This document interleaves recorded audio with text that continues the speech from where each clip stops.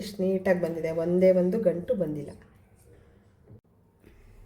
Hello friends, welcome to Vatsala kitchen. ಇವತ್ತು ನಾನು ಈಸಿಯಾಗಿ ಮುದ್ದೆನ ಹೇಗೆ ಮಾಡ್ಕೊಳ್ಳೋದು ಅಂತ ತೋರಿಸ್ತಾ ಇದ್ದೀನಿ.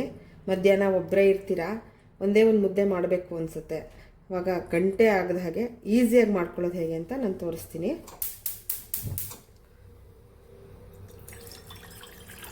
ಇಷ್ಟು ಒಂದು ಮುದ್ದೆಗೆ ಇಷ್ಟು ನೀರು ಸಾಕು, ಒಂದು ಲೋಟ. ಸ್ವಲ್ಪ ನೀರು ಬೆಚ್ಚಗಾಗ್ತಾ ಇದೆ. ಬೆಚ್ಚಗಾದ ತಕ್ಷಣ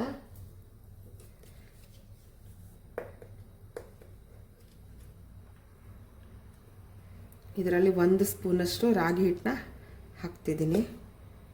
ಒಂದು ಮುದ್ದೆಗೆ ಇಷ್ಟು ಸಾಕಾಗುತ್ತೆ. ಸ್ವಲ್ಪ ಮೀಡಿಯಮ್ ಇಟ್ಕೊಳ್ಳೋಣ ಉರಿನ.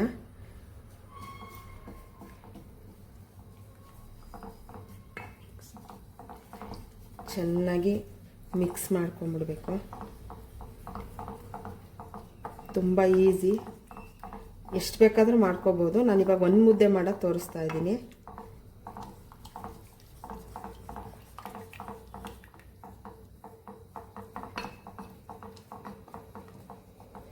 ಒಂಚೂರು ಗಂಟಾಗಲ್ಲ.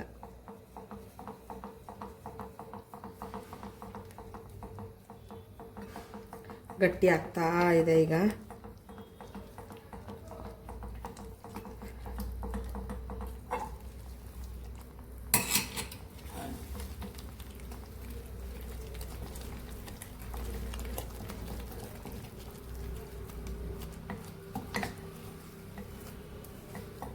ನೋಡಿ ಎಷ್ಟು ಗಟ್ಟಿ ಆಯಿತು. ಸ್ವಲ್ಪ ಮೆತ್ತಗೆ ಬೇಕು ಅಂದರೆ ಸ್ವಲ್ಪ ನೀರು ಹಾಕ್ಕೋಬೋದು. ಅಕಸ್ಮಾತ್ ನಿಮ್ಗೆ ಸ್ವಲ್ಪ ನೀರು ಜಾಸ್ತಿ ಆಯಿತು ಅನಿಸಿದ್ರೆ ಇನ್ನೊಂಚೂರು ಹಿಟ್ಟು ಹಾಕ್ಕೊಂಡ್ರೂ ಆಯಿತು. ಇವಾಗ ನೋಡಿ, ಒಂದೇ ಒಂದು ಗಂಟಾಗಿಲ್ಲ, ಎಷ್ಟು ನೀಟಾಗಾಯಿತು ಮುದ್ದೆ.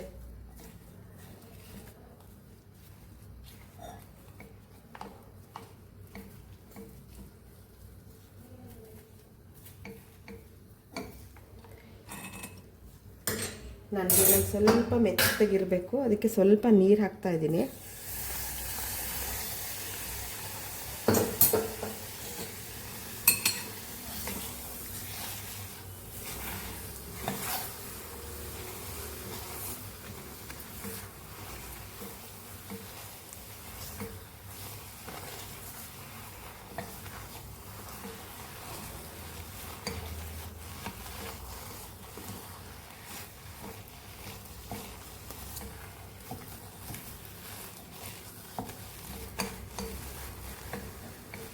ಚೆನ್ನಾಗಿ ತೊಳಸಾಯಿತು. ಇವಾಗ ಚೆನ್ನಾಗಿ ವಾಸನೆ ಬರುತ್ತೆ, ಗಮ್ಮಂತ. ಹಿಟ್ಟು ಬೆಂದರೆ ವಾಸನೆ ಗೊತ್ತಾಗತ್ತಲ್ಲ. ಒಂದು 10 ನಿಮಿಷ ಬೇಯಿಸಿದ್ರೆ ಆಯಿತು, ಆಮೇಲೆ ಮುದ್ದೆ ರೆಡಿ ಆಯಿತು.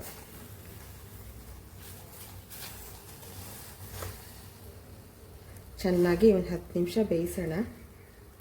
ಬೇಯಿಸಿದ್ರೆ ಗಮ್ಮಂತ ವಾಸನೆ ಬರುತ್ತೆ.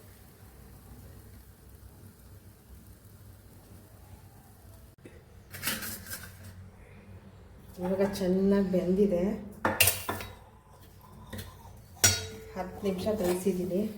ನೋಡಿ ಎಷ್ಟು ನೀಟಾಗಿ ಬಂದಿದೆ ಮುದ್ದೆ.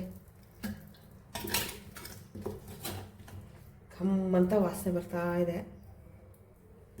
ಸಾಫ್ಟಾಗಿ ಚೆನ್ನಾಗಿ ಬೆಂದಿದೆ.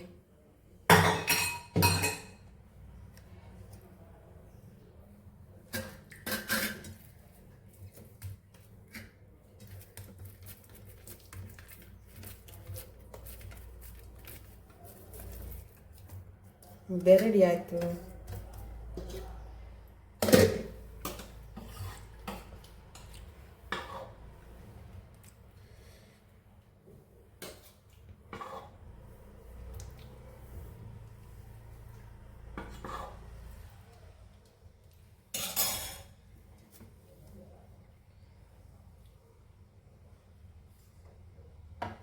ಈ ವಿಡಿಯೋ ಇಷ್ಟ ಆಗಿದ್ರೆ, ನಿಮಗೆ ಯೂಸ್ ಆಯಿತು ಅನಿಸಿದ್ರೆ ಲೈಕ್ ಮಾಡಿ, ಶೇರ್ ಮಾಡಿ, ದಯವಿಟ್ಟು ಸಬ್ಸ್ಕ್ರೈಬ್ ಮಾಡಿ ನನ್ನ ಚಾನಲ್ಲು. ನೀವು ಒಂದ್ಸರಿ ಟ್ರೈ ಮಾಡಿ ಈ ಥರ ಮುದ್ದೆ ಮಾಡೋಕ್ಕೆ. ನೋಡಿ ಎಷ್ಟು ನೀಟಾಗಿ ಬಂದಿದೆ, ಒಂದೇ ಒಂದು ಗಂಟು ಬಂದಿಲ್ಲ.